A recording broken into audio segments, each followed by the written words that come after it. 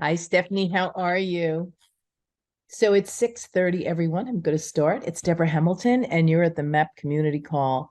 And I'm so glad to see some of you, and I'm sure we'll have a few more. I know I got a few I can't comes from Susan and possibly Sally and Connie, but that's okay because tonight's topic actually has hit very close to home for me because it's affected me in two ways. One is that my girlfriend who had her knee replaced had all intents and purposes felt that she could take her dog back in about 3 weeks post surgery.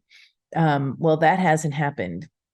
And so I will probably have lovely Mariah until the beginning of the new year. And she's been with me since June. She was actually supposed to leave in August.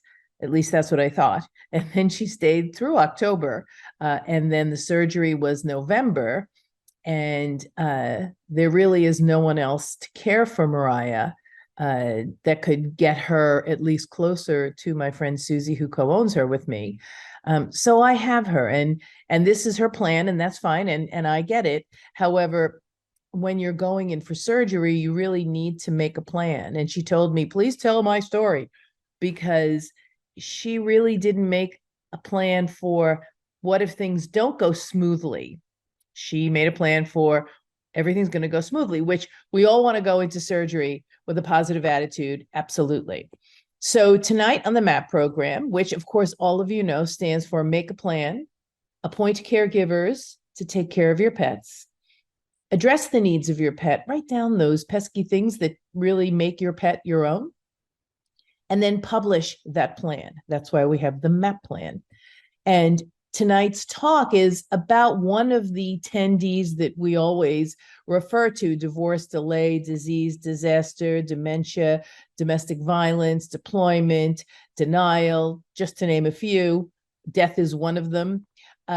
Things we don't consider for ourselves, so we don't make wills for ourselves, which, of course, I'm hoping to, through the back door, have everyone here make a plan for themselves as they're making a plan for their pet. But tonight, the disease, we really don't pay attention to what can go right. I mean, I had my knee replaced and I was up and walking in 24 hours. I would have been fine to take Mariah back at 3 weeks. However, that wasn't the case for Susie's surgery. And I mean, everybody is different. We know that. And we should plan for the best case scenario. And then in our back pocket, have a plan for the worst case scenario, because that's exactly what's happening. She really is pretty debilitated. She needed a lot more assistance recovering. And I think she's better now, but not in a place where she would be able to take a 3-year-old, almost 4-year-old. In March, Mariah will be 4, who's full of energy and blasts through everything. It would probably not be, she'd have to be in the exercise pen, as we say, so she could remain safe. So Mariah is staying with us. The second piece is I'm going to speak, or was going to speak, up in New Jersey. And my sister-in-law had an emergency appendectomy. Now, some of us might have lost our appendix when we were little. The best time to lose your appendix, by the way. However, my sister-in-law is just a year younger than me, so we are older. I think it's over 60. It can really be complicated. So she's having a very complicated recovery.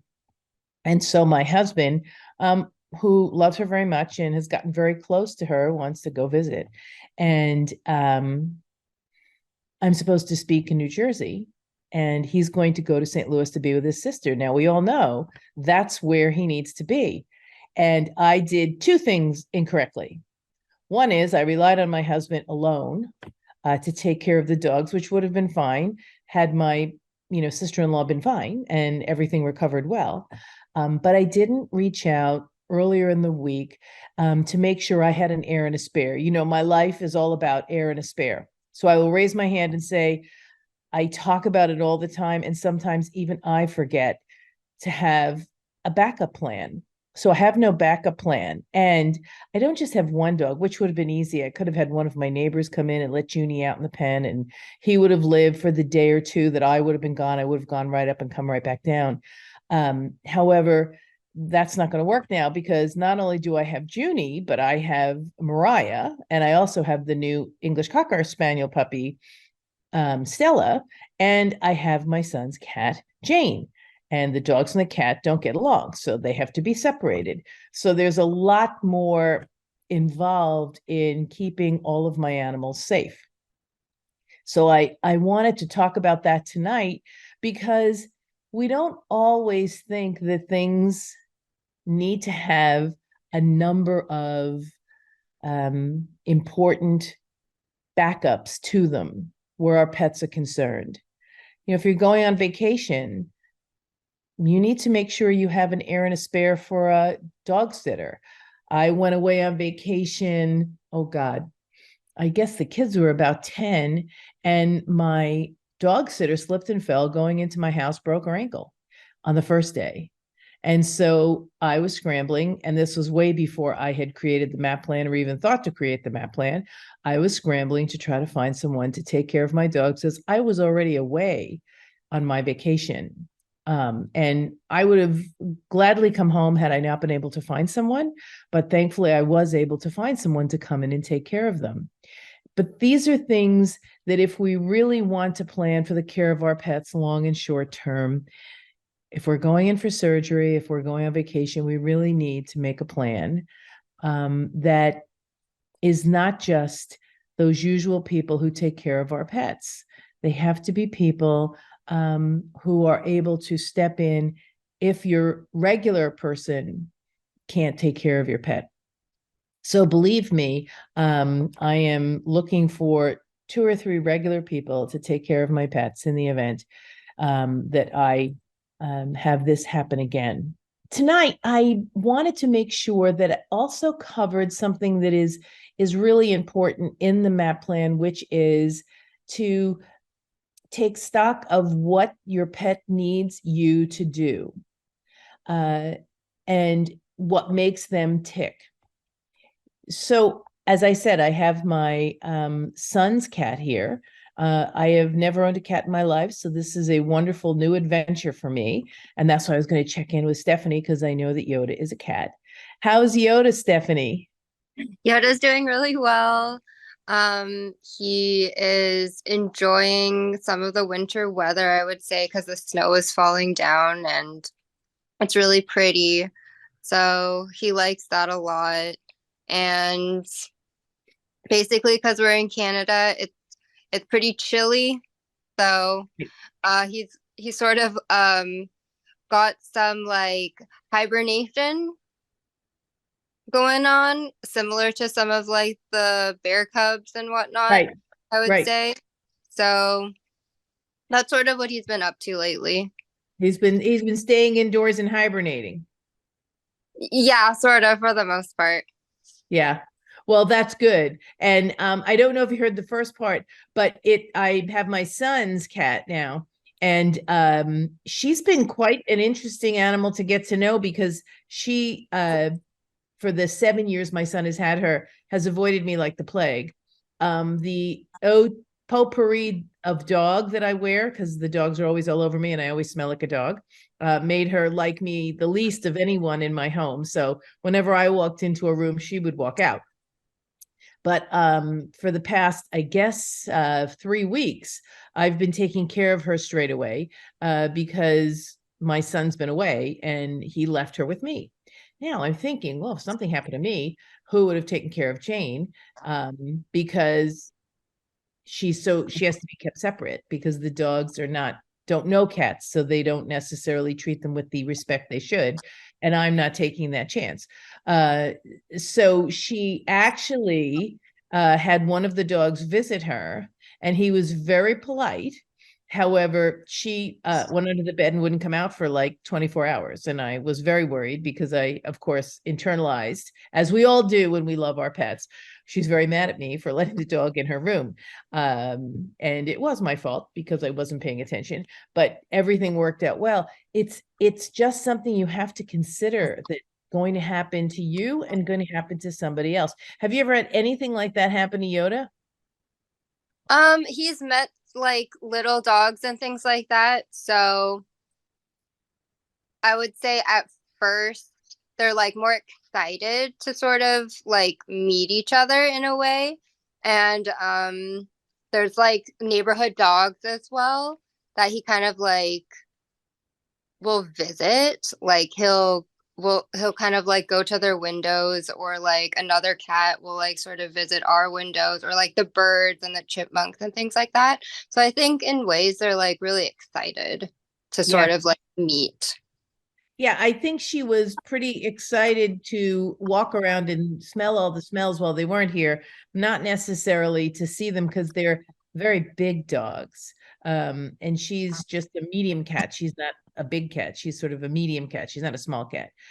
So I sat there and I went, wow, this was something I really had to pay attention to. And so I wanted to be human tonight and tell you, listen, I know I come on every Wednesday night and say, make sure you do this and make sure you do that and make sure you do the next thing.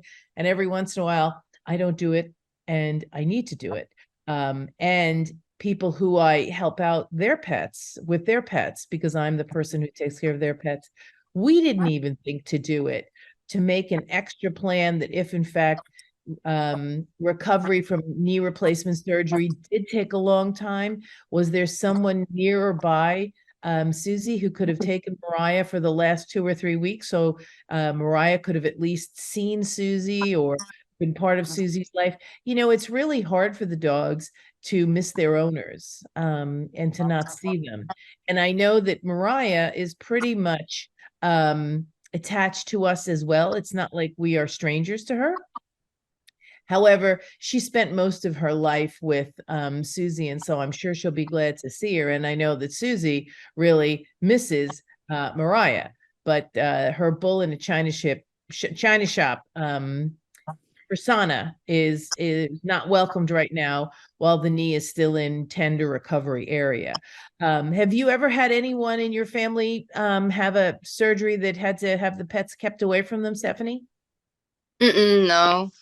That's good. That's good. I know that when I had my knee and my hip taken care of, I actually had friends come and take care of my dogs, but all the dogs still came, I still saw all the dogs because I'm risque that way. And I know that Junie was with us when I had my knee replaced. And so I don't think I had a day without him. But he was very frustrated because he wasn't getting his twice a day walks because I wasn't walking twice a day with him with my new knee. So those are things you really need to consider and carry on. I know that I've gotten a few questions. I'm going to touch base with them. Do you have any questions, Stephanie? How's your plan going? No questions. Pretty well. Good, good. Because it's interesting to get the questions from people who've listened to prior MAAP calls and write to me and say, well, what about this? One of the calls were, where do you find the people who are going to care for your pet? And that's one of the biggest questions everybody asks me. So it's never a redundant question that I get tired of answering, because uh, it sometimes looks insurmountable. And I know, Stephanie, you have family that would take care of Yoda if something happened. And do you have a spare as well that isn't family, so that if, say, family was taking care of you, they could get a break? Yeah, definitely. Because it's important to make sure. So where do those people come from? Well, they could come from the other dogs in the neighborhood that play with your dog or your cat. It could be the vet tech in your vet office. It could be maybe your groomer or someone who works for your groomer, who babysits on the side. There's also, I have found here in Morehead City, a local women's Facebook group where they have a pet sitting section. So if you want to talk to people in your area who either come to your house and sit with your pets, or they uh,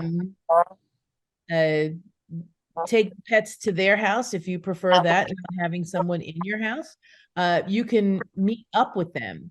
I'm always a little reticent to do that because I like to know the person. I'm leaving my dog. It would take me a long time um, to it would take me a long time to have a pet um, be given to someone who I met on Facebook. I'm a little crazy that way. I need to see you. I need to meet you. I need to have coffee with you. You need to come over my house. Um, and I did that with the vet tech that takes care of my dogs when I leave town. She was over my house 3 or 4 times before I left the dogs alone with her. And she's wonderful. And she has great intuition. And I think that's what you need to look for in the person who's going to be your spare. So you have that go-to person who your pets will go to, and then you have the spare that you need, that makes sure that that person, if they have an accident, like I said, my dog caregiver broke her ankle. Well, I did have sort of a spare that actually worked out well to take care of the dogs, but you need to have that. I learned that today when I needed to accommodate my husband to see his sister. I learned that in the last 3 weeks, when Susie and I were going to rendezvous to give Mariah actually to her tomorrow. But that's not going to work out because of her surgery. So there are so many things that can pop up in the last minute that you definitely need to have that backup plan. One plan is no longer enough because people's lives change in an instant. And how do you write that plan down? Well, you make sure you ask the person. Remember, Sally found her name on the refrigerator of one of the people whose dog she took care of while they were in the hospital. They never talked to her about it. They just put her name on the refrigerator. You really have to talk to the people who are in your family and say, listen, if this gets to be too much for you, I've contacted, person A, person B, person C, and they've said they'll come and help you.